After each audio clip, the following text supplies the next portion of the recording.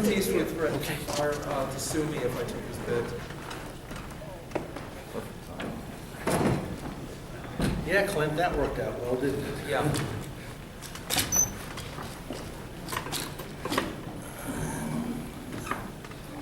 So these people made it bravely through the fire alarm. That emptied Was this it a fire alarm? Is that what it was? Was it a fire? Yeah. Grease fire in the kitchen. They evacuated the entire facility at about 9:30 this morning. Grease fire in the kitchen. Yeah. Yeah. Based on what I ate yesterday, I can believe that. How much grease do they need to make coffee? Because there's not much else. And Dippin' Dots, the ice cream of the future. Dippin' Dots could be lethal. Dippin' I Dots know. could be, right. It's 11 o'clock. Yes, right on time. All right. Would you care to start? No. No. All right. Would any of you care to? Oh. This is Marv Wolfman.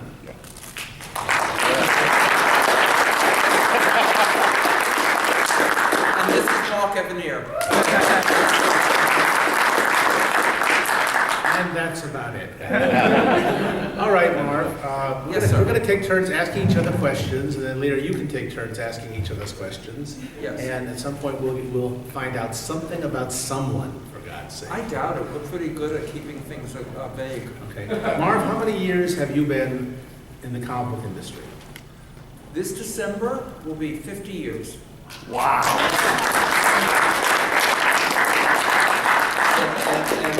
And since I won the Lifetime Achievement Award last night, I have to now stop. Because I've already done it, and they won't let me continue because they gave the award. Okay. So now you've written, I'm sure you have no exact number of how many stories you've written. 11 plus. 11 plots. Okay, so that's what, about 3 plots? Yeah, that's 3 plots. All right. What And period? not one of them had mulch in it. Okay.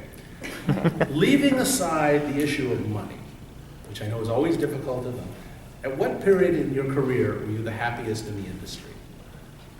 Oh, God. Just in terms of the work you were doing and the creative I think- satisfaction and things I like think that. coming back to DC in 1980 and launching the Titans and doing Superman and Night Force and a whole bunch of others was probably the best time, Okay. the most fun. Now, if you met someone who had no familiarity with your work, Yeah, they that's said, the word I can't pronounce either. that's right, okay. And they said, Marv, would you give me a sample of your work to read? What would you have them? First issue of Teen Titans. All right. And if not that, an issue of Tomb of Dracula, but I think that would be a little bit off-putting to people. Tomb of Dracula, I would think you have to read a bunch of them before you Yeah, appreciate yeah, it. that's what I'm saying. No one issue. Titans number 1. Okay. So, Now, and what would be the comic that you would hope they wouldn't look at? Or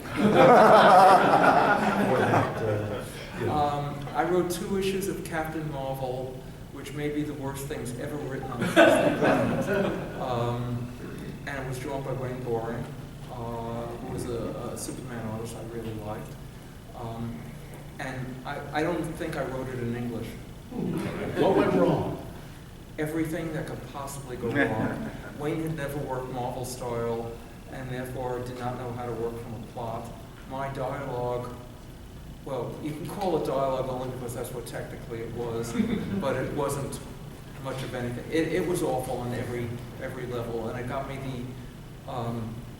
the reputation of not being able to write superheroes, so all they gave me was the horror stuff. Okay, so now on the Teen Titans, what went right?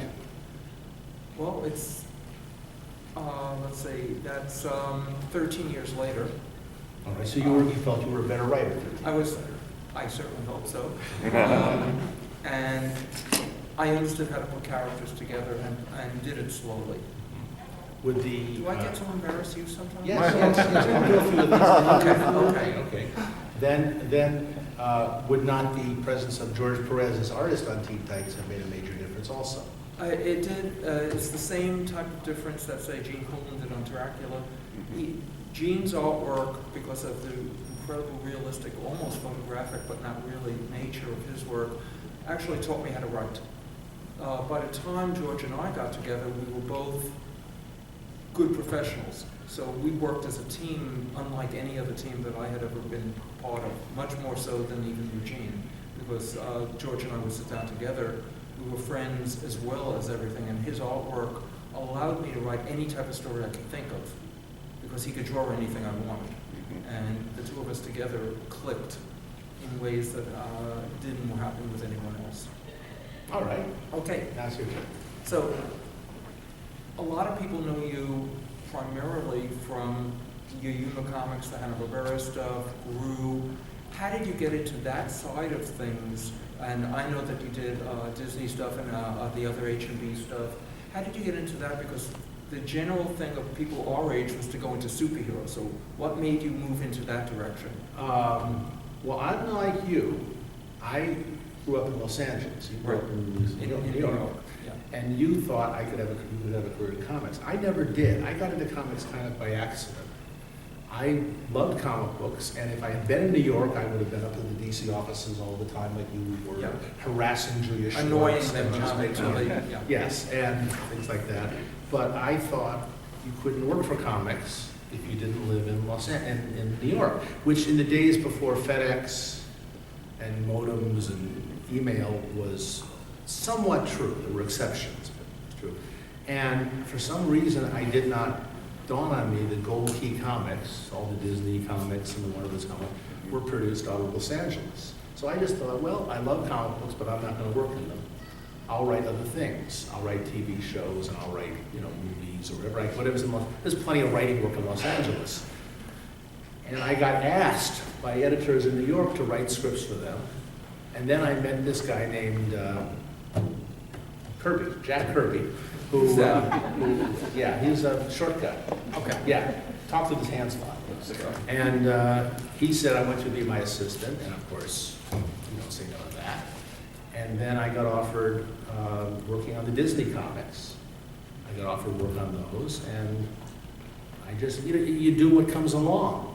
And at one point, you have moments in your life that are changing, little points. Oh, that day my life changed. Oh, that day my life changed. I had been running a few freelance scripts for an editor at Western Publishing named Chase Craig, who was the editor of all the Disney comics and the Warner Brothers comics. And one day he said to me, I could use as many scripts as you can write. Because I had gotten in at a time when a lot of his longtime writers were retiring. A couple of them were dying. I replaced a man named Michael Maltese writing the Bugs Bunny comic book. He didn't want to do it anymore. I was around. Chase thought I could write Bugs Bunny. So all of a sudden, at age... Tell them if they don't know who Michael Maltese was Chuck Jones' writer on all the Warner Brothers comics. He's the guy who basically created Pepe Le Pew and kind of the Roadrunner and wrote the gags for all those things. Remember when, Daffy Duck and Bugs Bunny are yelling, duck season, rabbit season, ducks. Michael Maltese wrote that. Things like that. Great, classic, wonderful. And he wrote a lot of great stuff for Hanna-Barbera. He wrote all the quick drama rock cartoons, and Snooper and Blabber and Augie Doggy. When you were a kid and you bought comics, what type of comics were you interested in? All of them. Literally everything. I bought just about everything off the racks. I didn't buy Harvey very often. Once in a while I bought Harvey comics. But I bought all the DCs, I bought all the Marvels, I bought all the Gold Keys I could. I just always had every comic book around. I always had more comic books than anybody I ever heard of. And, Was there any type that specifically drew you in, the superhero stuff, I liked, comedy stuff? well, I was very attracted to comic books based on my favorite cartoons on TV. I loved Huckleberry Hound, and I would buy the Huckleberry Hound comic books. And I loved Yogi Bear, and I'd buy the Yogi Bear comic books. And so in essence, Chase, the editor of all the Warner Brothers and Disney comics said to me, you can have all the work you wanted. If the editor of Batman had said to me, you can have all the work you wanted, I would have gone more in that direction. But I have this strange belief here that comic books should be funny, and that these ones that aren't are the aberrations. Which there's nothing wrong with them, it's just that I think the purest comic books are funny ones, and the superheroes are kind of a little bastardization of the form. and I like writing superheroes, but I like writing silly comics. I'll tell you actually, here's a key difference between writing Bugs Bunny and writing Superman, for example. Marv written Superman, many other characters. When you write Superman, as I have occasionally, there's no voice in your head.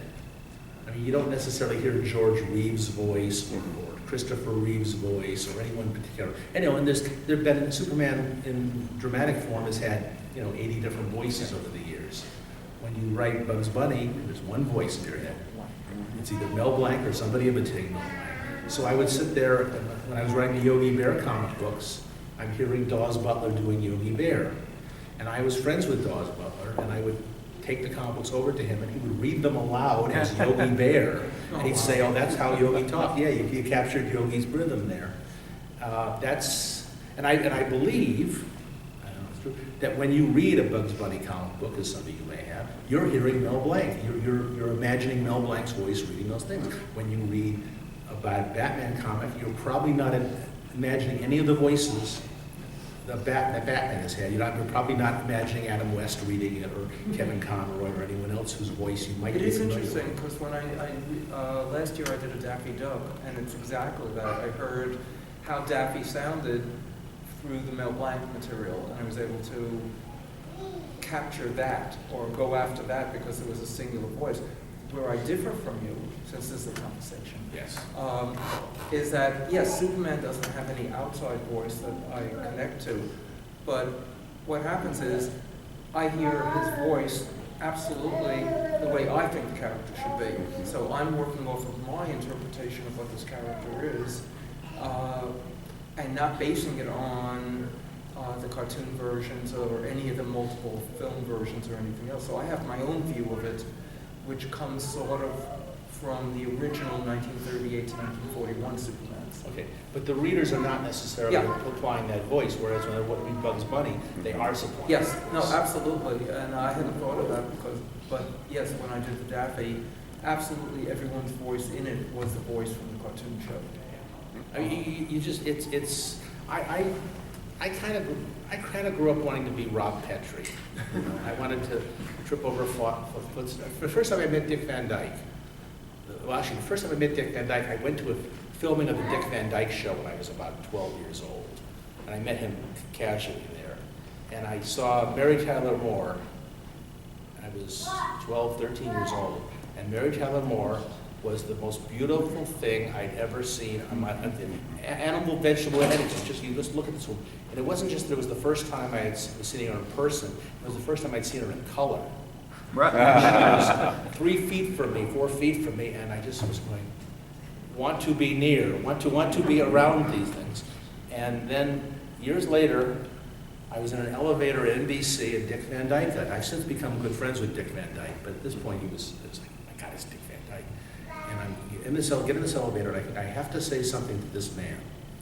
And I quickly in my head wrote, say, Mr. Van Dyke, I'm sure this is the 1,000th time you've heard this, but I became a comedy writer because I wanted to hang out with Buddy and Sally, trip over footstools, and sleep with women who look like Laura.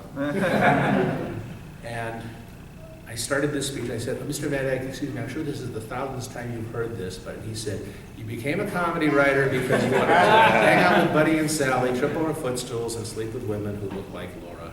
And thank you, and it's been a lot more than 1,000 times. and I thought it was just wonderful and things like that. So You've had the opportunity, and not everybody, even in TV, has this. You've met most of your idols. yes, yeah. Who was the one who you appreciated the most and hoped was exactly what they were like? Stan Freberg. Why? I just love Stan Freberg. I got a lot of my sense of humor from Stan Freberg. At my 60th birthday party, which Marv was present for, Stan Freberg was there. And so was Rose Marie from the Dick Van Dyke Show, and June Foray, and a lot of, I had Rocky the Flying Squirrel at my 60th birthday party. And Marv, you weren't sitting at the table with my mother, were you? Yes, I was. My mother was there. My mother was very ill at the time, and I actually threw the party for her because it was literally the last time she ever left her house not to go to a doctor. She passed away later that year. And I thought, here's a chance for me to meet all my friends and to see, how, a lot of people that she would want to meet. She wanted to meet Stan Freberg. And Stan Freberg came over to her and said, and she said something funny, and he said, I can see Mark got a sense of humor from you. And she says, no, he got it from you. Actually, what she said to most people who said that was, no, I got mine from him. He started talking like that because of watching TV and reading comic books, and I had to pick it up from him in order to communicate with my son. That's exactly what she said to me. Yeah. So, but I was pleased. I've been proud and pleased. I worked with Stan Freberg a lot. I worked with June Ferrell. I worked with Dawes Butler a lot. Huckleberry Hound would phone. I had Huckleberry. When we used to have a lot of fancy messages on our answering machines, I had Yogi Bear. I had Dawes Butler, Yogi Bear, and people would get this message. They go, Evanier, that's the lousiest impression. And I got to meet with Jack Kirby and Stan Lee and the guys, all the guys at Mad Magazine. I loved Mad Magazine when I was growing up, and I got to write for Mad Magazine and hang out with the guy with the mustache, whatever his name was. He draws this little thing that wrecks everything. Yeah, and that's destroys right. everything. Yeah. Little guy. Yeah, same joke every issue, isn't it? Yeah, something about mulch, I'm not sure. And I got to work with Bob Newhart and Sid Caesar and people like that. I got to meet Groucho Marx. I didn't write anything for him. I got to meet Groucho a couple of times. So it's very bizarre to be, on the one hand looking in through the window, and the other hand to be on the other side of the window with those people. And to this day, it kind of is. I have my ringtone on my phone. You pick something that matters to you. My ringtone on my phone is.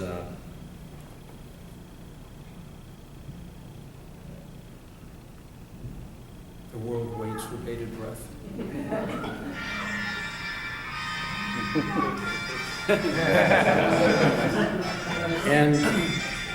And sometimes when it rings, it's Dick Van Dyke calling. It says R.W. Van Dyke is calling you, and I go, ooh, that's spooky. So, what do you got in yours? What do I have on mine? Let's see if I can get to it. Sounds. Sounds. Yeah. And scroll down to we have the check there. Let's see.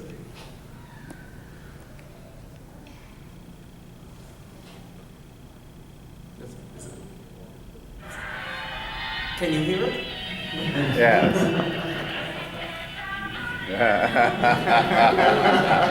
It is catchy. Yeah. Shut up. Yeah. And my other ringtone, I vary them. The ringtones of the celebrities here. My other ringtone, now, this song you may not recognize. Maybe one person will recognize this song.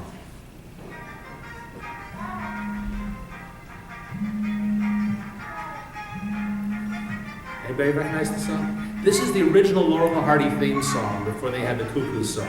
It's called On to the Show. It was on the early shorts, and you don't hear it much because when they reissued them, they went back and put the later song in place of it.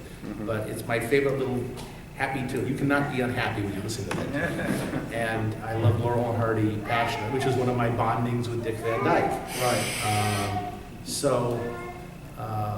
It's just, you get very fortunate if you can manage to turn things you love into your career. So you worked with Jack Kirby. Yes. You were an assistant. What type of stuff did you do? Nothing. I actually have the great answer. I finally came up. People keep always, what did you do for Jack? I fixed typos. I caught mistakes here and there. I redrew, in a couple of issues, I redrew the Superman emblem.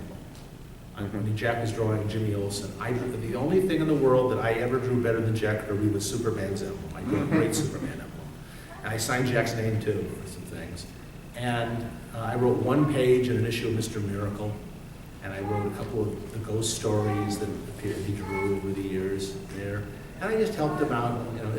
Jack would tell me the plot of the next issue of New Gods, and I'd go, that sounds great, Jack, and I'll go home. And that was a major contribution, me not sticking around, letting him get to the board and doing it. Prentice has a question. When you Yes. say nothing, though, do you think for us and a lot of people, you were in the right place, the right time to record his history? Yes, actually, I did do one thing for him. I helped him get a better inker. That was the my No, but I mean, the other stuff, stories behind it, you're putting out the autobiography. Yeah, would we have heard I some was of an that? observer, okay? Yeah. I was a witness. Yeah. And I have, as Marv will tell you, I have an incredibly good memory. Phenomenally good. Yeah, And- I get that. And so I can remember things very detailed and very explicitly and record them. What for did you history. learn from Jack?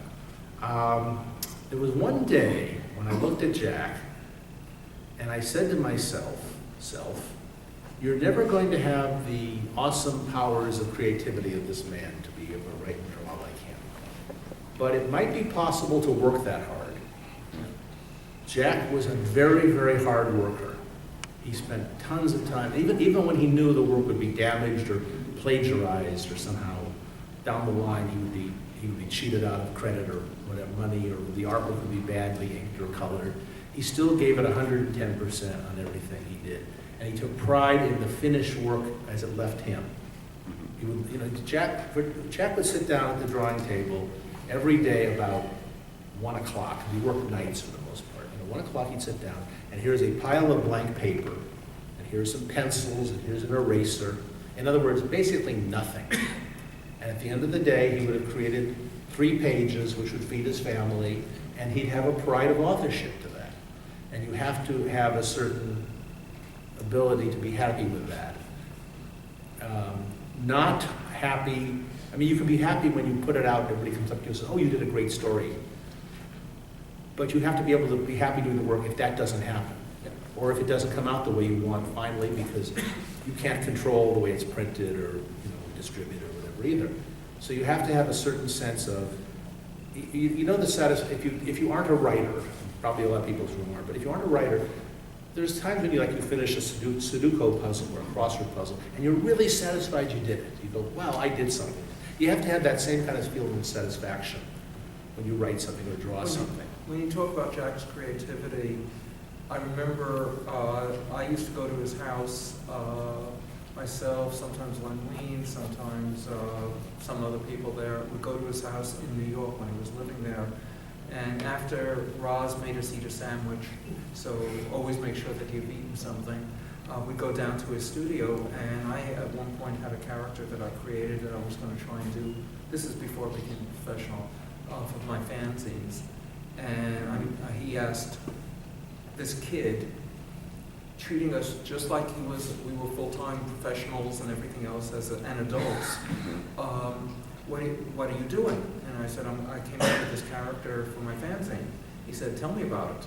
And I talked to him for a minute or two, and then he went off on, here's all the possibilities. He had just heard this thing 10 seconds earlier, and he came up with ideas that I never in my wildest imaginings would have dreamed of. I mean, just incredible stuff off the top of his head, exactly in character for what I had told him, and he understood the characters better. The other thing with Jack's drawing, I don't know if he did it the same way when you saw him. I watched him do some pages, and he would draw like a foot. Then he'd draw a hand. Then he'd draw a face. And it was as if he was projecting it on the paper. There was no rough drawing there. He was just drawing it, and they all connected by the time he was finished with the page. Unbelievable.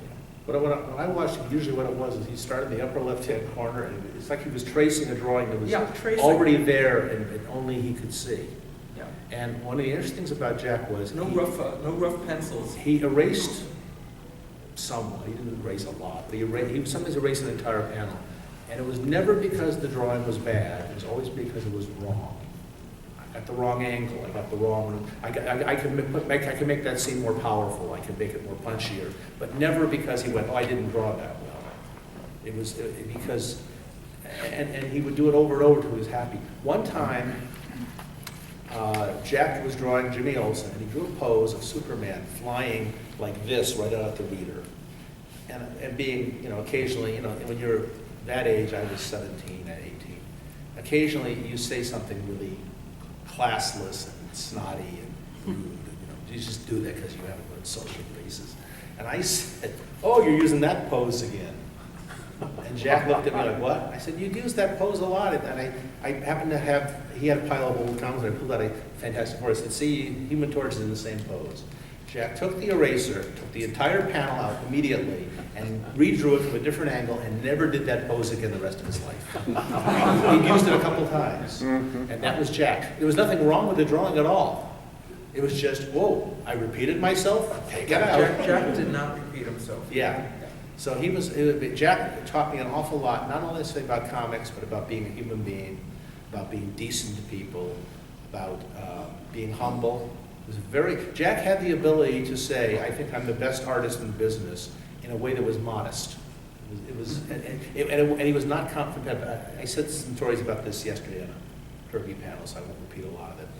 But he was just a very decent man who treated everybody like an equal. If you went up to San Diego Con, if he was sitting at a table and you came up to talk to him, he would stand up because you were standing. Till later when he had some medical problems, he would stand up and look you straight in the eye, and he would talk about whatever you wanted. If you wanted to talk about politics or baseball, he'd talk to you about politics or baseball, whatever it was. And he stood in no ceremony at all. He didn't say as somebody else might do, "Hey, I'm Jack Kirby. You don't know what you're talking about." Never did that. He absolutely 100% treated everyone as equals. And I've seen that visiting his house, I've seen him at conventions, going to parties that he was at, all that sort of stuff was pretty miraculous. Who else in your background what professional that you admire or didn't admire gave you advice that you lived with? Advice that was valuable to me over the years? Sergio. Sergio's been my best friend for like 47 years, and he is a very, very smart man. We've had, in 47 years of collaboration, we've had about 3 arguments which collectively lasted about 4 minutes. And we're completely non-competitive. I can tell him he's all wrong, he can tell me I'm all wrong. Very smart man.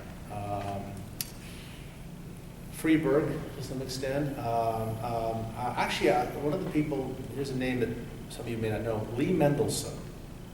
I worked for Lee Mendelson for years. Lee Mendelson was the producer of all the Charlie Brown cartoons, and he produced the Garfield cartoons that I worked on. He was one of the smartest men I ever met in my life. And just, at one point, he calls me up and he says, "I'm sending you a check for $23,000. And I said, "Well, that's very nice of you. Why?" And he said, "I looked back over your contract and we misfigured some numbers 2 years ago." Now, how many people would catch that mistake and would call up and apologize for it? They bury it, most people. Yeah, they'd say, "If he hasn't noticed, we ain't going to tell him." And I would never have noticed that. So, yeah, and I thought to myself, that's the kind of way Lee lives and works, and it works for him. It is very nice when you can see someone who is a very decent, giving, selfless person who is very successful, to remind you that it is possible to be a nice guy and get ahead, and you don't have to screw the other guy over. And so Lee was a quote. Now, who would your answer be to that? Who gave you advice that mattered? The main one, oddly enough, would be Stan Lee. And Joe Kubert, who I was his assistant editor. Joe's advice was through example. And it was purely about writing. I wrote an unknown soldier story that he drew. He ignored every scene description that I wrote, repaced the story, used all the dialogue, and he showed me absolutely how to rethink a story, how to see it visually. And I have an art background, and I was an art teacher in junior high school, and I went, majored in art, have a Bachelor of Fine Arts degree. And so I come with some art knowledge that I bring to my writing, and he just showed me how to rethink the pacing of a comic story. It was brilliant. Stan, the best way is to tell the story. So I started at Marvel on January 1st, 1973. But I had already been on staff at Marvel. I had already been writing Tomb of Dracula for them. And I started at Marvel, and oddly enough, I had one of my own issues of Tomb of Dracula to proofread and such. And I got it back, and Gene Colan, I remembered, had drawn the most beautiful story I'd ever seen of him. It had fishing villages and all this sort of stuff. And the inker, who will remain nameless, but his initials are Vinnie Coletta, removed all the backgrounds. And I was horrified. Now I'm at Marvel 1 week, on staff at Marvel 1 week. I'm just a kid.